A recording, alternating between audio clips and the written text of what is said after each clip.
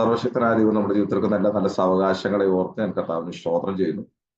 ഈ അനുഗ്രഹിക്കപ്പെട്ട meeting lead ചെയ്യുന്ന കർത്താവിൽ ബഹുമാന്യ കർത്തൃദാസ കുടുംബം ദൈവസ്ഥലായിരിക്കുന്ന എല്ലാ വിലപ്പെട്ട ദൈവമക്കൾക്കും കർത്താവായ യേശുക്രിസ്തു നാമത്തിൽ സ്നേഹവന്ദനത്തെ അറിയിക്കുന്നു. ഇന്ന് ഈ രാത്രി നിങ്ങളോട് ചേർന്നായിരിക്കാൻ ഈ ഭൂമിയുടെ വരപ്പ് കർത്താവ് നൽകുന്ന സാവകാശങ്ങളെ ഓർത്ത് ഞാൻ കർത്താവിന് സ്തോത്രം ചെയ്യുകയാണ്. വിശേഷാൽ ഈ മീറ്റിംഗിലേക്ക് എന്നെ ക്ഷണിച്ച കർത്താവിൽ ബഹുമാന്യ കർത്തൃത്വത്തിനോട്, കുടുംബത്തോട്, ദൈവസഭയോട് ഹൃദയത്തിന്റെ ഭാഷയിലെ നന്ദി അറിയിക്കുന്നു. കർത്താവ് നമ്മെ ധാരാളം അനുഗ്രഹിക്കട്ടെ. കർത്തൃദാസൻ ഓർപ്പിച്ച പോലെ എൻ്റെ പേര് ഷിജു വർഗീസ് എന്നാണ്. സ്വദേശം പത്തനംതിട്ട ജില്ലയിൽ റാന്നിയിലാണ്. ഞാൻ വാസനാണ്. Wife house Kumbanad. ഞങ്ങൾക്കൊരു മകനുണ്ട്. അദ്ദേഹം ട്രിവാൻഡ്രത്ത് എഞ്ചിനീയറിംഗിന് സെക്കൻഡ് ഇയർ പഠിക്കുന്നു. കർത്താവിന്റെ മഹത്വമുള്ള വേലയോടുള്ള ബന്ധത്തിൽ 18 വർഷമായി തിരുവനന്തപുരം പട്ടണത്തിൽ താമസിച്ച് കർത്താവിന്റെ മഹത്വമുള്ള വേലയിലാണ്. ഇന്ത്യൻ പെന്തക്കോസ്റ്റൽ ചർച്ച് ഓഫ് ഗോഡിന്റെ തിരുവനന്തപുരത്ത് നെടുമങ്ങാട് സഭയുടെ ശുശ്രൂഷകനായി കർത്താവിന്റെ വേലയിലായിരിക്കും. കർത്താവ് നമ്മെ സഹായിക്കട്ടെ. മോരോടൊന്നും പറഞ്ഞ് ഞാൻ സമയം കളയുന്നില്ല. സ്തോത്രം. പരിശുദ്ധാത്മാവ് നിങ്ങളുമായി പങ്കുവെക്കുവാൻ ഇന്ന് രാത്രിയിൽ എന്നെ ഏൽപ്പിച്ചൊരു വചനഭാഗത്തിലേക്ക് ഓടി വരികയാണ്. സ്തോത്രം. ഈ ഉപവാസ പ്രാർത്ഥനയുടെ പ്രാരംഭ രാത്രിയിൽ ചില ചിന്തകൾ വചനത്തിൽ നിന്ന് ഓർപ്പിച്ച് നിങ്ങൾക്ക് വേണ്ടി പ്രാർത്ഥിക്കാൻ കർത്താവിന്റെ കൃപയിൽ ശരണപ്പെടുന്നു.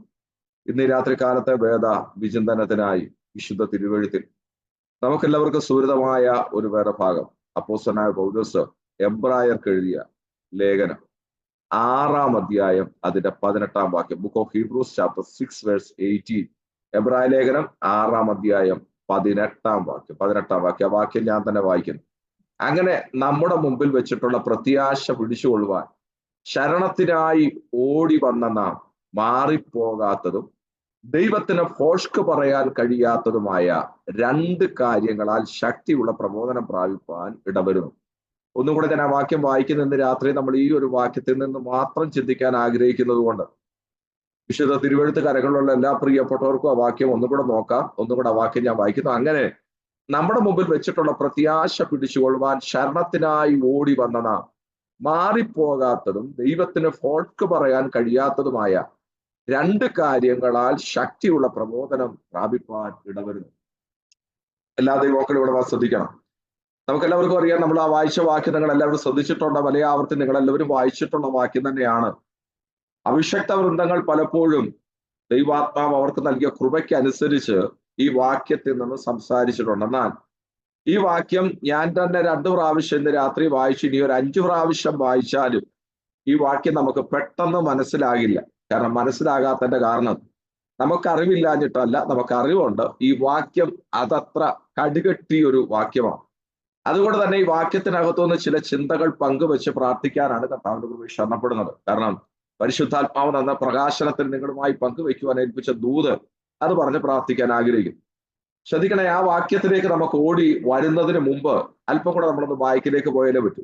നമുക്കെല്ലാവർക്കും അറിയാം, അപ്പോസ്തലനായ പൗലോസ് ഈ എബ്രായ ലേഖനം കൂടെ ചേർത്ത് ഏകദേശം 14ഓളം ലേഖനങ്ങൾ എഴുതിയിട്ടുണ്ട്. 14ഓളം ലേഖനം. ആ 14 ലേഖനങ്ങളെ 4 ദൈവശാസ്ത്ര വിഷയത്തോട് ബന്ധപ്പെടുത്തിയാണ് പൗലോസ് എഴുതിയിരിക്കുന്നത്. ഒന്നാമത്തെ ദൈവശാസ്ത്ര വിഷയം അത് സോറ്റീരിയോളജിയാണ്, അല്ലെ രക്ഷാവിജ്ഞാനിയാണ്. രണ്ടാമത്തെ ദൈവശാസ്ത്ര വിഷയം ക്രിസ്റ്റോളജിയാണ്, അല്ലെ ക്രിസ്തു വിജ്ഞാനിയാണ്. മൂന്നാമത്തെ ദൈവശാസ്ത്രം സഭാവിജ്ഞാനിയം അല്ലെങ്കിൽ എസ്കറ്റോളജിയാണ്. നാലാമത്തത് അന്ത്യകാല വിജ്ഞാനിയം അല്ലെങ്കിൽ എസ്കറ്റോളജിയാണ്. എക്ലിഷ്യോളജി, എസ്കറ്റോളജി. ഒന്നും കൂടെ ഞാൻ ആവർത്തിക്കുന്നു. 4 വ്യത്യസ്ത വിഷയങ്ങളോടുള്ള ബന്ധത്തിലാണ് അപ്പോസ്തലനായ പൗലോസ് ലേഖനം എഴുതിയിരിക്കുന്നത്. 1 ക്രിസ്റ്റോളജി അല്ലെങ്കിൽ ക്രിസ്തുവിജ്ഞാനിയം. 2 സോറ്റീരിയോളജി അല്ലെങ്കിൽ രക്ഷാവിജ്ഞാനിയം. 3 എക്ലിഷ്യോളജി സഭാവിജ്ഞാനിയം. 4 എസ്കറ്റോളജി അന്ത്യകാല വിജ്ഞാനിയം. നമ്മൾ ഈ വായിച്ച എബ്രായ ലേഖനം എന്ന് പറയുന്നത് ക്രിസ്റ്റോളജിയോട് ബന്ധപ്പെട്ട, അതായത് ക്രിസ്തുവിജ്ഞാനിയത്തോടുള്ള ബന്ധത്തിൽ ഒരു ശ്രേഷ്ഠമായ പുസ്തകമാണ് എബ്രായ ലേഖനം. അങ്ങനെ പറഞ്ഞ് അല്ലെങ്കിൽ ഒരു വചനപഠനത്തിലേക്ക് പോകാതെ ഉപവാസ പ്രാർത്ഥനയുടെ പ്രാരംഭ രാത്രിയാകിയാൽ ചില ആത്മീയ ദൂതുകളിലേക്ക് കടന്നു വരാൻ കർത്താവിന്റെ കൃപയിൽ ശരണപ്പെടുകയാണ്. അപ്പൊ ക്രിസ്തുവിജ്ഞാനിയത്തോടുള്ള ബന്ധത്തിൽ, അതായത് ക്രിസ്തുവിന്റെ മഹത്വത്തെ കുറിച്ച് അപ്പോസ്തലനായ പൗലോസ് 4 ലേഖനങ്ങളിലാണ് പൗലോസ് വരച്ചു കാണിക്കുന്നത്. ഒന്നാമത് പൗലോസ് ക്രിസ്തുവിന്റെ മഹത്വത്തെ വരച്ചു കാണിച്ചത് എഫേസ്യ ലേഖനത്തിലാണ്. 2 പൗലോസ് വരച്ചു കാണിച്ചത് ഫിലിപ്പിയ ലേഖനത്തിലാണ്. 3 പൗലോസ് വരച്ചു കാണിച്ചത് കൊലോസ്യ ലേഖനത്തിലാണ്. 4 പൗലോസ് വരച്ചു കാണിച്ചത് എബ്രായ ലേഖനത്തിലാണ്.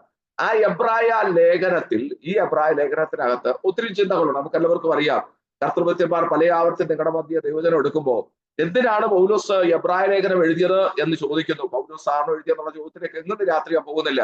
ഞാൻ വിശ്വസിക്കുന്നു, ഞാൻ പഠിപ്പിക്കുന്നു, അപ്പോസ്തലനായ പൗലോസാണ് എബ്രായ ലേഖനം എഴുതിയിരിക്കുന്നത്. 15ഓളം ആന്തരിക തെളിവുകൾ ഇതിനകത്ത് അടങ്ങിയിരിക്കുന്നത് കൊണ്ട് അപ്പോസ്തലനായ പൗലോസ് എഴുതിയ എബ്രായ ലേഖനത്തിനകത്ത് എന്തിന് പൗലോസ് എബ്രായ ലേഖനം എഴുതി എന്ന് ചോദിച്ചാൽ അതിന് വേദപണ്ഡിതാക്കൾ 5 ഉത്തരമാണ് പറയുന്നത്. 5 ഉത്തരങ്ങളാണ്. 5 ഉത്തരങ്ങളിലേക്ക് നമുക്കിത് പോകാൻ കഴിയില്ല. അതിനകത്ത് ഒരു ഉത്തരം പറയാതെ എനിക്ക് ഈ വാക്യത്തിലേക്ക് വരാനും കഴിയില്ല. അതുകൊണ്ട് വേദപണ്ഡിതാക്കൾ പല ആവർത്തി ഇവരുടെ ഒരു കാര്യമാണ്, 5 വ്യത്യസ്ത റീസണുകൾ കൊണ്ടാണ് പൗലോസ് എബ്രായ ലേഖനം എഴുതിയത്. 5 റീസണുകളുണ്ട്. അതിനകത്തെ ഒരു റീസൺ ആണ് നമ്മളോടുള്ള ബന്ധത്തിന്റെ വിഷയം. ആ റീസൺ എന്ന് പറയുന്നത് നമുക്ക് എന്തുണ്ട് എന്നുള്ള വിഷയമാണ്. വളരെ സഹോദരങ്ങളെ ശ്രദ്ധിക്കണേ.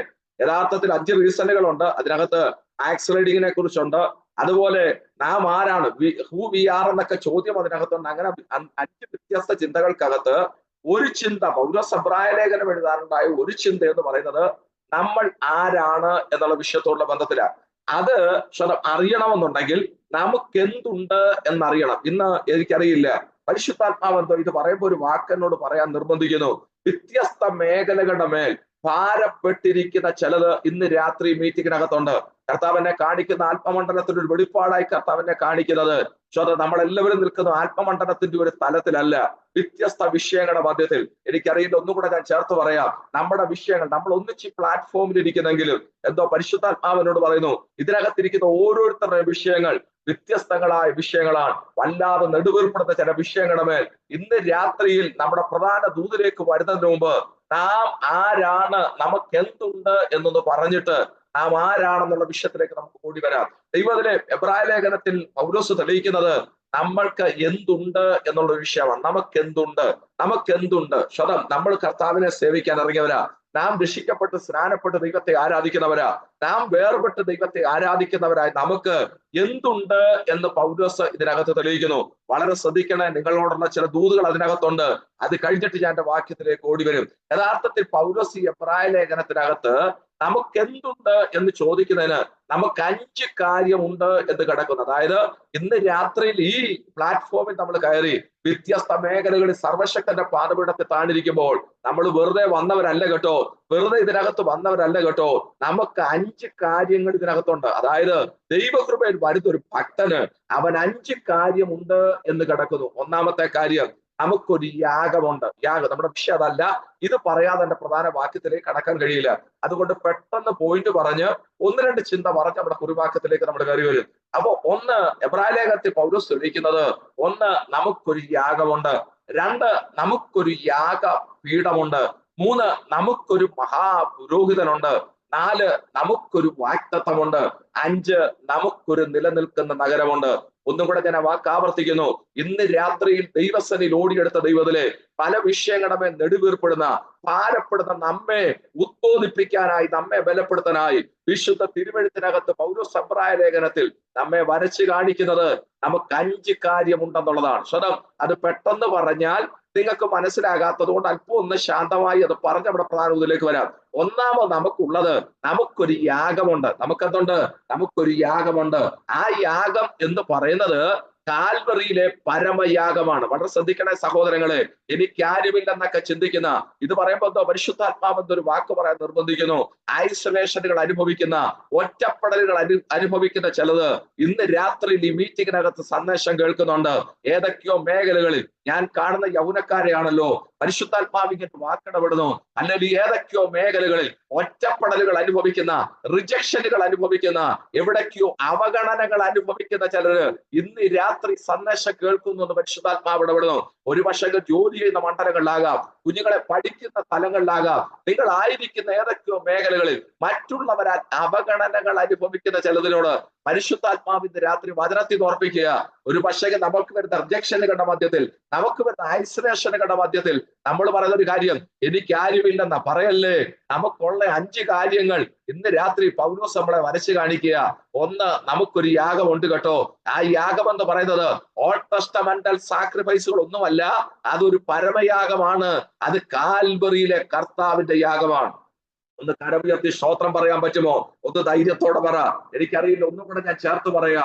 ഹല്ലേലൂയ. ദൈവമായതല്ലേ, നിന്നെ ചില മേഖലകളിലേക്കൊക്കെ സർവശക്തി കൊണ്ടതെങ്കിൽ, സ്തോത്രം, ചില സ്ഥലങ്ങളിൽ ദൈവം നിന്നെ എത്തിച്ചെങ്കിൽ, അവിടെ എത്തിച്ചതിന് പിന്നിൽ ദൈവത്തിനൊരു പദ്ധതിയുണ്ട്. ഞാൻ ഒന്നുകൂടെ ആവർത്തിക്കുന്നു, പരിശുദ്ധാത്മാ വെളിപ്പാടായി പറയാൻ നിർബന്ധിക്കുന്നത് കൊണ്ട് നീ ഒരു ദൈവശബ്ദം കേട്ടാണ് ഇന്ന് നീ ആയിരിക്കുന്ന മേഖലകളിൽ ചെന്നതെങ്കിൽ, ശ്രദ്ധിക്കണം, യാഗം എന്ന വിഷയത്തിലേക്ക് ഞാൻ പിന്നെ മടങ്ങി വരും.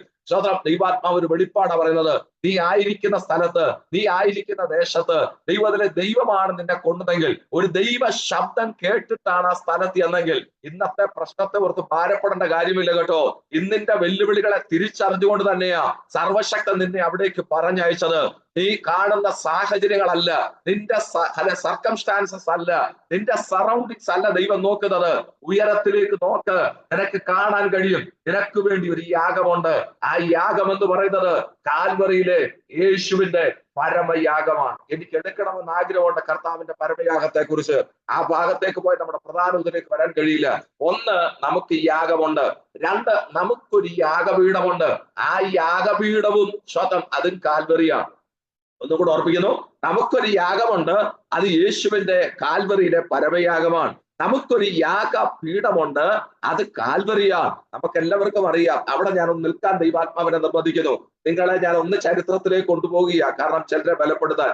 നമുക്ക് എല്ലാവർക്കും അറിയാമല്ലോ, യഥാർത്ഥത്തിൽ ഉൽപ്പത്തി പുസ്തകം 22-ാം അധ്യായം പഠിച്ചാൽ സർവശക്തനായ ദൈവം ഈ അബ്രഹാമിനെ വിളിച്ചിട്ട്, അപ്പൊ നമുക്കറിയാവുന്ന പശ്ചാത്തലം അത് 22-ന്റെ 1 തുടങ്ങുന്നത്, അബ്രഹാമിനെ യഹോവ പരീക്ഷിച്ചു എന്തെന്നാൽ, നിന്റെ ഏകജാതനായ മകനെ ഞാൻ കാണിക്കുന്ന മോരിയ ദേശത്തെ ഒരു പർവ്വതത്തിൽ. ആ വാക്യമൊക്കെ വായിച്ച് കേൾപ്പിക്കണമെന്ന് എനിക്ക് ആഗ്രഹമുണ്ട്. ആർക്കെങ്കിലും ഒന്ന് വായിച്ചാലും നല്ലതാ, എല്ലാവർക്കും ഒന്ന് മനസ്സിലാകാൻ. അത് വന്നാട്ടെ, ഉൽപ്പത്തി പുസ്തകം 22-ാം അധ്യായം അതിന്റെ 1-2 വാക്യങ്ങൾ. നമ്മുടെ യാഗപീഠം ഒന്ന് പറഞ്ഞാൽ ചില ദൂതുകൾ അതിനകത്തോട്ട്, എന്നിട്ട് നമുക്ക് വിഷയത്തിലേക്ക് വരാം. പെട്ടെന്ന് വാക്യം വായിച്ചാട്ടെ. ഉൽപ്പത്തി പുസ്തകം 22-ാം അധ്യായം 1-2 വാക്യങ്ങൾ. അതിന്റെ ശേഷം ദൈവം അബ്രഹാമിനെ പരീക്ഷിച്ചത് എങ്ങനെ എന്നാൽ, അബ്രഹാമേ എന്ന് വിളിച്ചതിന് ഞാൻ ഇതാ എന്ന് അവൻ പറഞ്ഞു. അപ്പോൾ അവൻ, നിന്റെ മകനെ, നീ സ്നേഹിക്കുന്ന നിന്റെ ഏകജാതനായ ഇസാക്കിനെ തന്നെ കൂട്ടിക്കൊണ്ട് മോറിയ ദേശത്ത് ചെന്ന് അവിടെ ഞാൻ നിന്നോട് കൽപ്പിക്കുന്ന ഒരു മലയിൽ അവനെ ഹോമയാഗം കഴിക്ക എന്ന് അരുളി ചെയ്തു. നമ്മുടെ ഈ സന്ദേശത്തിന്റെ അവസാനവും നമ്മൾ ഈ ഒരു വേദപുസ്തക കഥാപാത്രത്തിലേക്ക് ഓടി വന്ന് നിർത്താൻ ഞാൻ ആഗ്രഹിക്കുന്നത് കൊണ്ട്, അബ്രഹാം എന്ന് പറയുന്ന കഥാപാത്രത്തിലേക്ക് ഓടി വന്ന് നിർത്താൻ ആഗ്രഹിക്കുന്നത് കൊണ്ട്, ഇവിടെ അബ്രഹാമിനെ കുറിച്ച് 1-2 കാര്യം ഓർപ്പിക്കുക, അല്പം നിർത്തി പറയാം മനസ്സിലാകാൻ. നിങ്ങൾ മറക്കരുത്, എബ്രായ ലേഖനത്തിൽ നമുക്കുള്ള 5 കാര്യം പറയുന്നു. 1, നമുക്കൊരു യാഗമുണ്ട്. 2, നമുക്കൊരു യാഗപീഠമുണ്ട്. 3, നമുക്കൊരു മഹാപുരോഹിതനുണ്ട്. 4, നമുക്കൊരു വാഗ്ദത്തമുണ്ട്. 5, നമുക്ക് നിലനിൽക്കുന്ന ഒരു നഗരമുണ്ട്. നമ്മൾ 1-ാമത്തെ ഭാഗം കട്ട് ചെയ്തങ്ങ് മാറ്റി, നമുക്കൊരു യാഗം എന്ന വിഷയം. പക്ഷെ യാഗപീഠം അങ്ങനെ കട്ട് ചെയ്യാൻ കഴിയില്ല, ഒരു ദൂത് അതിനകത്ത് കിടക്കുന്നത് കൊണ്ട്. നമ്മൾ വായിച്ച വാക്ക് നിങ്ങൾ ശ്രദ്ധിച്ചല്ലോ. ഉൽപ്പത്തി പുസ്തകം 22-ാം അധ്യായത്തിൽ സർവശക്തനായ ദൈവം അബ്രഹാമിനെ പരീക്ഷിച്ചെന്നാൽ, അവിടെ വാക്കൊക്കെ നമുക്ക് കാണാപ്പാടമാ, വർഷങ്ങളായി നമ്മൾ കേൾക്കുന്ന വാക്യമാണത്. എന്നാൽ അതിനകത്ത് ഒരു ദൂതുണ്ട്. അവിടെ അബ്രഹാമിനോട് ദൈവം പറഞ്ഞത്, നീ സ്നേഹിക്കുന്ന നിന്റെ ഏകജാതനായ മകനെ ഞാൻ നിന്നെ കാണിക്കുന്ന മോരിയ പർവ്വതത്തിലല്ല, മോരിയ ദേശത്തെ ഒരു പർവ്വതത്തിൽ. സഹോദരങ്ങൾ ശ്രദ്ധിക്കണേ, മോരിയ പർവ്വതമല്ല, മോരിയ ദേശത്തെ ഒരു പർവ്വതത്തിൽ. വേഴ്സ് 2-ൽ കിടക്കുന്നത്, മോരിയ ദേശത്തെ ഒരു പർവ്വതത്തിൽ ഞാൻ നിന്നെ കാണിക്കുന്ന, തൊട്ട് കാണിക്കുന്ന പർവ്വതത്തിൽ നീ അവനെ യാഗം കഴിക്കണം. അതന്നെ അങ്ങനെ ഒരു വാക്ക് വന്നെന്ന് ചോദിച്ചാൽ, മോരിയ ദേശത്ത് 7 പർവ്വതങ്ങളുണ്ട് കേട്ടോ. ദൈവമക്കളെ ശ്രദ്ധിക്കണേ, ലോകരാജ്യങ്ങളിൽ 7 പർവ്വതങ്ങളുടെ നടുവിലിരിക്കുന്ന 2 പട്ടണങ്ങളാണ് ഉള്ളത്. ലോകരാജ്യം മൊത്തം എടുത്താൽ 7 പർവ്വതങ്ങളുടെ നടുവിൽ 2 പട്ടണം ഇരിക്കുന്നു. 1-ാമത്തെ പട്ടണം റോമാണ്, 2-ാമത്തെ പട്ടണം യെരുശലേമാണ്. അതിനകത്ത് മോരിയ ദേശത്ത് 7 മലകളുണ്ട്, 7 പർവ്വതങ്ങൾ. അതിനകത്ത് ഒരു പർവ്വതത്തെ ഞാൻ ചൂണ്ടിക്കാണിക്കും. ആ പർവ്വതത്തിൽ നീ യാഗം കഴിക്കണം. ബാക്കി പശ്ചാത്തലം നമുക്ക് എല്ലാവർക്കും അറിയാമല്ലോ. ഞാൻ അതുകൊണ്ട് ആ ഭാഗം കട്ടിയിറം കയറുകയാണ്. അങ്ങനെ അബ്രഹാം യാത്ര തിരിച്ച് അവനായിരുന്ന സ്ഥലത്തു നിന്ന് ബേർഷേബയിൽ നിന്ന് 3 ദിവസം യാത്ര തിരിച്ചു. വേദപഠിതാക്കളുടെ അഭിപ്രായത്തില് ഏകദേശം 100ഓളം കിലോമീറ്ററുകൾ യാത്ര ചെയ്ത അബ്രഹാം അങ്ങനെ മോരിയ ദേശത്ത് ചെല്ലുന്നു. അവിടെ 7 മലകൾ നിൽക്കുന്നു. വളരെ ശ്രദ്ധിക്കണേ, 7 മലകൾ. യാഗപീഠം എന്നാന്ന് പറയാനാ, 7 മലകൾ നിരന്നിരിക്കുന്നു. സർവശക്തൻ ഒരു മല ചൂണ്ടിക്കാണിച്ചു.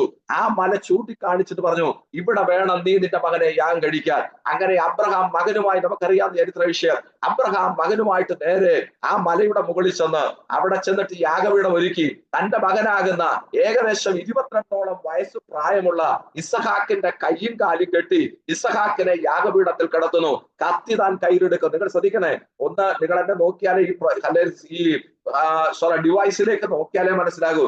അബ്രഹാം ഈ ഇസഹാക്കിനെ കിടത്തി കത്തി താൻ കയ്യിലെടുത്തു. അബ്രഹാം പിന്നിലേക്ക് കൈ ഓങ്ങി എന്ന് പറഞ്ഞാൽ ഒരാളിന്റെ കഴുത്ത് വെട്ടുകയാണ്, യാഗം നടത്തുകയാണ്. പിന്നിലേക്ക് കൈ ഓങ്ങി. എന്നാൽ ആ സമയത്ത് സർവശക്തൻ പറഞ്ഞു, അബ്രഹാമേ ബാലന്റെ മേൽ കൈവയ്ക്കരുത്. അപ്പൊ നിങ്ങളുടെ ഭാവന എന്ത് കണ്ടുപിടിക്കാത്തത്? കൈ ഇങ്ങനെ പിന്നിലേക്ക് പിടിച്ചിരിക്കുക. അടുത്ത സെക്കൻഡിൽ, അതിനകത്തൊക്കെ ദൂതുണ്ട്, നമ്മൾ അതിലേക്ക് പോകുന്നില്ല, അടുത്ത സെക്കൻഡിൽ കത്തി കഴുത്തിൽ വീഴും. ചിലർ ചോദിക്കുന്ന ഒരു ചോദ്യം ഇതിനകത്തുണ്ട് കേട്ടോ, ഏതാ തക്ക സമയം ചോദിക്കത്തില്ല ദൈവത്തിലെ. നീ നാളുകളായി പ്രാർത്ഥിക്കുന്ന വിഷയത്തിന്മേൽ തക്ക സമയം ഏതാന്ന് ചോദിച്ചാൽ അബ്രഹാം പറയും, കത്തിക്കും കഴുത്തിനും ഇടയ്ക്കുള്ള സമയമാണ് തക്ക സമയം. ഒന്ന് സ്തോത്രം പറഞ്ഞാട്ടെ. കത്തി യാഗപീഠം ഉണ്ടാക്കുമ്പോഴല്ല, യാഗപീഠം ക്രമീകരിക്കുമ്പോഴല്ല, ബാലന്റെ കയ്യും കാലും കെട്ടുമ്പോഴല്ല, ബാലനെ കിടത്തുമ്പോഴല്ല, ഹല്ലേലൂയ സ്തോത്രം, കത്തി കയ്യിലെടുക്കുമ്പോഴല്ല, കത്തി ഓങ്ങുന്ന സമയത്ത് ഹല്ലേലൂയ ദേശത്ത് ചെന്നുവെങ്കിൽ പേപ്പർ വർക്കുകളോടുള്ള ബന്ധത്തിൽ ഏതാ എന്റെ തക്ക സമയം എന്നൊക്കെ ചോദിക്കുന്ന ആരൊക്കെയോ ഇന്ന് രാത്രിയിലുണ്ട് കേട്ടോ. തക്ക സമയം എന്ന് പറയുന്നത് എല്ലാം കഴിഞ്ഞിട്ടുള്ള ഒരു സമയമല്ല. നിന്റെ കത്തിക്കും കഴുത്തിനും ഇടയ്ക്ക് ഒരു സമയമുണ്ടെങ്കിൽ വിതിൻ സെക്കൻഡുകൾക്കകത്ത് സർവശക്തന്റെ കരം ചലിപ്പിക്കാൻ എന്റെ ദൈവം വിശ്വസ്തൻ എന്ന് പറഞ്ഞാൽ ഒന്ന് കരമുയർത്തി കർത്താവിന് സ്തോത്രം ചെയ്താട്ടെ. ഓട്ടെ, എല്ലാവർക്കും മനസ്സിലാകില്ല, മനസ്സിലാകുന്നവർക്ക് വേണ്ടി പറയാം. ഈ കത്തി ഈ അബ്രഹാം ഓങ്ങി നിൽക്കുമ്പോ ഈ ഓങ്ങി നിൽക്കുന്ന കത്തിയുടെ പിന്നില് 2 കരുതലുകളുണ്ട് കേട്ടോ. 2 കരുതലുകൾ. ഒന്ന് ഒരു കോലാട്ടുകൊറ്റൻ, രണ്ടാമതൊരു പർവ്വതം. അത് അല്പം ചിന്തിക്കേണ്ട ഭാഗമാ, അവിടെ നിൽക്കുന്നില്ല. കത്തി ഓങ്ങി നിൽക്കുക, ആ കത്തിയുടെ മുന നിൽക്കുന്ന ആ ഭാഗത്ത് പിന്നാമ്പുറത്ത് താൻ ഒരു കോലാട്ടുകൊറ്റനെ കണ്ടു. കോലാട്ടുകൊറ്റൻ മാത്രമല്ല കേട്ടോ, ആ കോലാട്ടുകൊറ്റനും അപ്പുറത്ത് 7 മലകളുടെ അല്ലെങ്കിൽ ഒരു മല പിന്നെ നിൽക്കുന്നുണ്ട്. ആ മലയുടെ പേരാണ് കാൽവറി എന്ന് പറയുന്നത്. ഒന്ന് സ്തോത്രം പറയാൻ പറ്റുമോ? എന്ത് പറയാം? ഗോൽഗൊത്ത എന്നറിയപ്പെടുന്നത്. അബ്രഹാം കത്തി ഓങ്ങിയതിന്റെ പിന്നിലാണ് ഗോൽഗൊത്ത.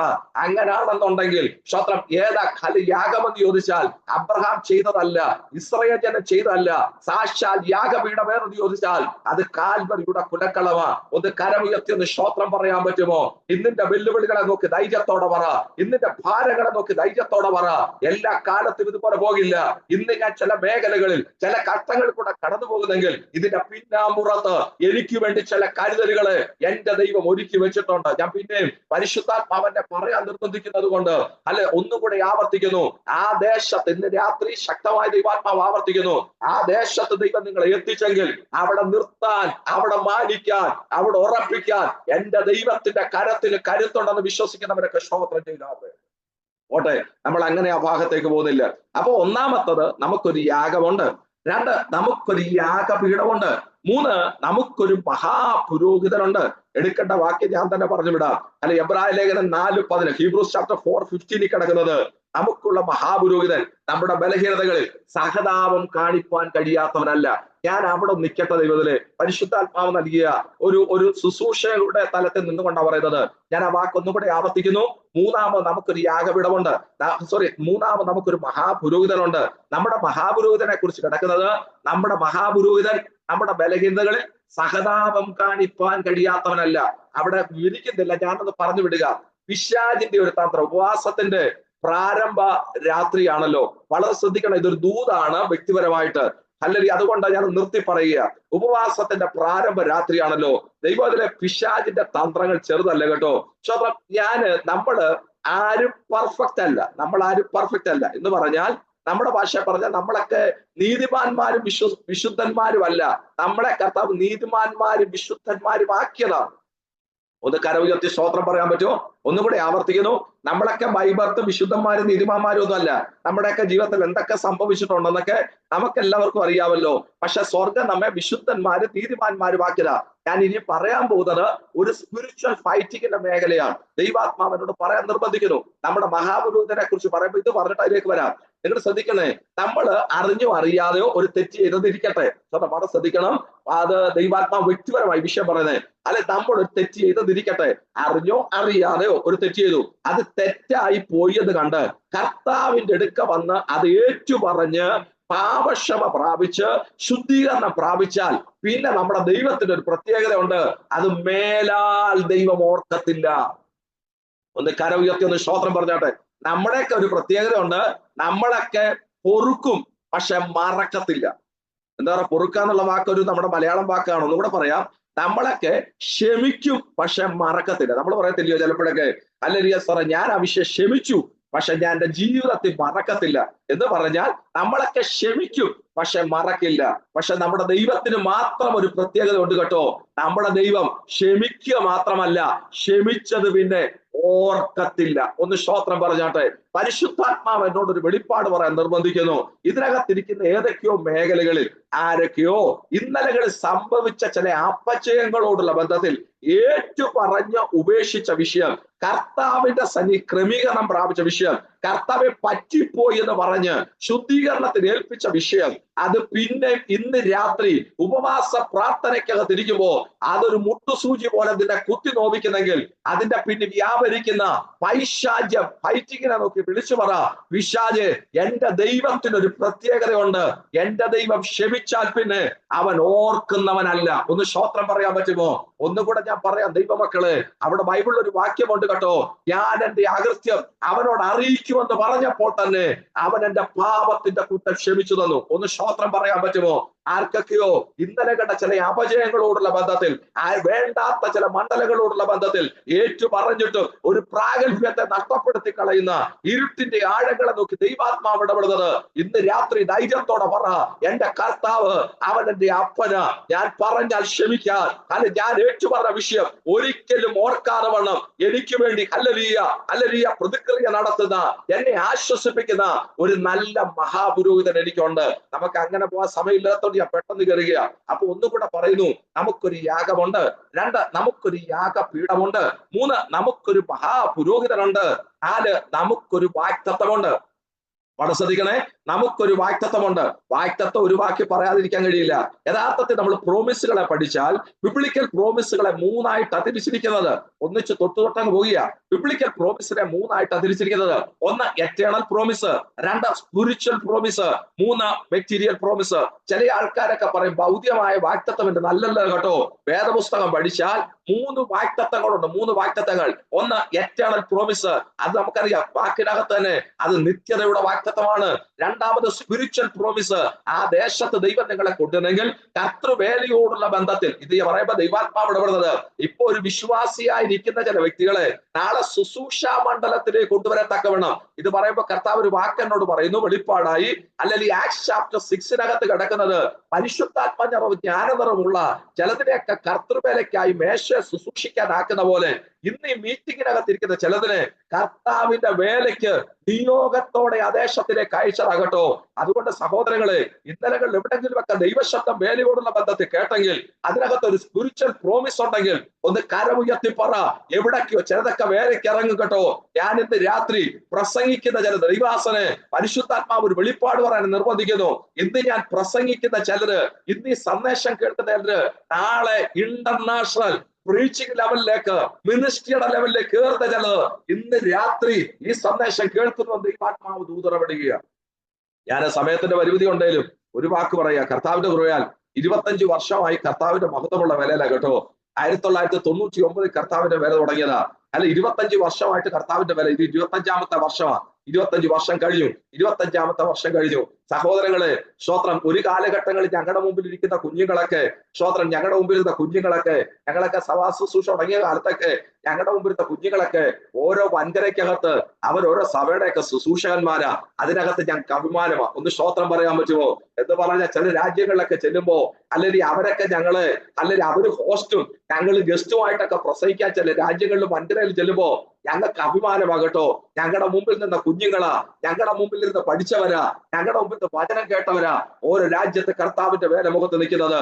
അങ്ങനെ ചില ദൈവാത്മാവ് അങ്ങനെ ഒരു വാക്കിടപെടുന്നു. ഇന്റർനാഷണൽ അല്ലെ പ്രീച്ചിങ് ലെവലിലേക്ക് കയറുന്ന ചിലത്, അറിയപ്പെടുന്ന ചില ശുശ്രൂഷ മണ്ഡലങ്ങളിൽ കയറുന്ന ചിലത് ഇന്ന് രാത്രി സന്ദേശം കേൾക്കുന്നുണ്ട്. ഒന്ന് കരമുയർത്തി സ്തോത്രം പറഞ്ഞാൽ ഓട്ടെ, നമുക്ക് മടങ്ങി വരാം. അപ്പൊ നമുക്ക് വാഗ്ദത്തമുണ്ട് കേട്ടോ. നമ്മുടെ വിഷയം അതല്ല, നമ്മുടെ കുറിവാക്യത്തിലേക്ക് വരാം. സോറി, നമുക്ക് വാഗ്ദത്തമുണ്ട്. 5ാമത്തത്, നമുക്ക് നിലനിൽക്കുന്ന ഒരു നഗരമുണ്ട്. ശ്രോതം ശ്രദ്ധിക്കണേ, അതാണ് നമ്മുടെ ഏറ്റവും അറ്റൈ ലെവല് നിലനിൽക്കുന്ന നഗരം. ഈ 5 കാര്യം പൗലോസ് പറയുമ്പോ ആ പൗലോസ് 5 കാര്യത്തിനകത്ത് ഒരു ഭാഗത്തെ തൊടുന്നതാണ് ഈ എബ്രായ ലേഖനം 6:18. വളരെ ശ്രദ്ധിക്കണേ. ഇനി ഞാൻ ഒന്നും കൂടെ നിർത്തി പറയും, നിങ്ങൾക്കൊന്ന് മനസ്സിലാകാൻ. ഇന്ന് രാത്രി നമുക്ക് ഏകദേശം ഒരു 30 മിനിറ്റ് മാത്രമേ ഉള്ളൂ. അതിനകത്ത് വേണം പ്രധാന ഭാഗത്തേക്ക് വരാൻ. അപ്പൊ നിങ്ങൾ ഈ 5 കാര്യം മറക്കരുത്. 5 കാര്യം പറയപ്പെടാണ് പൗലോസ് അതിനകത്ത് ഈ 6:18 പറയുന്നത്. ആ വാക്യം ഞാൻ തന്നെ ഒന്നുകൂടെ വായിക്കുന്നു, നിങ്ങൾ ശ്രദ്ധിച്ചാട്ടെ. അങ്ങനെ നമ്മുടെ മുമ്പിൽ വെച്ചിട്ടുള്ള പ്രത്യാശ പിടിച്ചുകൊള്ളുവാൻ ശരണത്തിനായി ഓടി വന്നെന്ന മാറിപ്പോകാത്തതും ദൈവത്തിന് ഭോഷ്ക് പറയാൻ കഴിയാത്തതുമായ 2 കാര്യങ്ങളാൽ ശക്തിയുള്ള പ്രബോധനം പ്രാപിപ്പാൻ ഇടവരുന്നു. നിങ്ങൾ ഇങ്ങോട്ട് ശ്രദ്ധിച്ചാട്ടെ, നമുക്ക് ഇനിയും വായിച്ച് എടുക്കാൻ സമയമില്ല, ഞാൻ തന്നെ പറയാം. ഈ വാക്യത്തിനകത്ത് നമ്മൾ ആരാണ്, ഞാൻ ഇത്രയും നേരം ഓടിപ്പോയത് ഈ വാക്യത്തിലേക്ക് വരാനാ. അതുകൊണ്ട് ഇനി നിങ്ങൾ ശ്രദ്ധിക്കണം, അല്പം പതുക്കെ പറയുക. ശ്രദ്ധിക്കണം, ഈ ഒരൊറ്റ വാക്യത്തിനകത്ത് നമ്മൾ ആരാണ് എന്നാണ് പൗലോസ് പറഞ്ഞത്. എന്ന് പറയാൻ വാക്ക് പറഞ്ഞു, ഹു വി ആർ, നമ്മൾ ആരാണ്. ഈ ലോകത്തിൽ നമ്മൾ ഏറ്റവും കൂടുതൽ ചോദിച്ച ചോദ്യം എന്നാണെന്നറിയാമോ? നീ ആരാണെന്ന്. വളരെ കുഞ്ഞുങ്ങളെല്ലാം ശ്രദ്ധിക്കണേ, സഹോദരൻ ശ്രദ്ധിക്കണേ. നമ്മൾ ഈ ലോകത്തിൽ ഏറ്റവും കൂടുതൽ ചോദിച്ച ചോദ്യം എന്നാ? നിന്റെ പേരെന്നാ, നിന്റെ വീട് എവിടാ, നിന്റെ നാട് എവിടാ എന്ന് പറഞ്ഞ ഒറ്റ വാക്കി പറഞ്ഞാൽ നമ്മുടെ ജീവിതത്തിൽ ഏറ്റവും കൂടുതൽ നമ്മൾ ചോദിച്ച ചോദ്യം നീ ആരാണ് എന്ന ചോദ്യമാണ്. എന്നാൽ എബ്രായ ലേഖനത്തിനകത്ത് പറയുന്നത് നീ ആരാണെന്നല്ല, ഞാൻ ആരാണെന്നാണ്. എന്ന് പറയുന്നത് നമ്മൾ ആരാണ്. ഇന്ന് രാത്രിയിൽ ഈ സന്ദേശം കേൾക്കുന്ന ദൈവമക്കളെ, ഉപവാസത്തിന്റെ 1ാമത്തെ രാത്രിയിൽ നമുക്ക് ചിന്തിക്കാനായി കർത്താവിനെ ഏൽപ്പിച്ച ഭാഗം നമ്മൾ ആരാണ് എന്നുള്ളതാണ്. ഞാൻ ഇനി ആ വാക്യം പറയാതെ അതിനകത്ത് പോയിട്ട് പറയാം. 3 കാര്യം അവിടെ കിടക്കുന്നു. ഒന്ന് വായിച്ച് സഹായിച്ചാട്ടെ, ഒന്നും കൂടെ പറഞ്ഞ 3 വാക്ക് കാണിച്ച് ബൈബിൾ അടയ്ക്കാൻ നമുക്ക് എന്നിട്ട് ചിന്തിക്കാം. ഒന്നുകൂടെ 6:18 വാക്യം ഒന്ന് വായിച്ചു. എബ്രായ ലേഖനം 6:18 വാക്യം.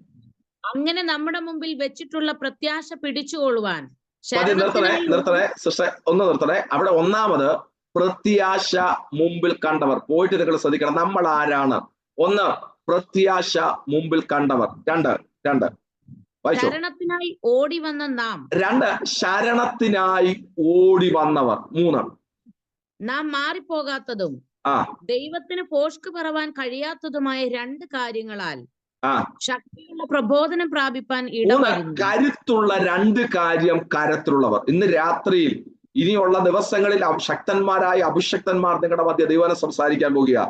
ഇന്ന് രാത്രി നമുക്കൊന്ന് ധൈര്യത്തോടെ പ്രാർത്ഥിക്കാൻ പോകുക. ദൈവമക്കളെ വളരെ ശ്രദ്ധിക്കണം. ഒന്നുകൂടെ ഞാൻ ആവർത്തിക്കുന്നു.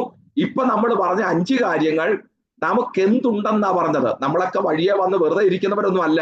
നമുക്കൊരു യാഗമുണ്ട്, നമുക്കൊരു യാഗപീഠമുണ്ട്, നമുക്കൊരു മഹാപുരോഹിതനുണ്ട്, നമുക്കൊരു വാക്തത്വമുണ്ട്, നമുക്കൊരു നിലനിൽക്കുന്ന നഗരമുണ്ട്. അങ്ങനാണെങ്കിൽ ധൈര്യത്തോട് ഇന്ന് രാത്രി പറയാം, നമ്മൾ സംതിങ് സ്പെഷ്യൽ ആകട്ടോ.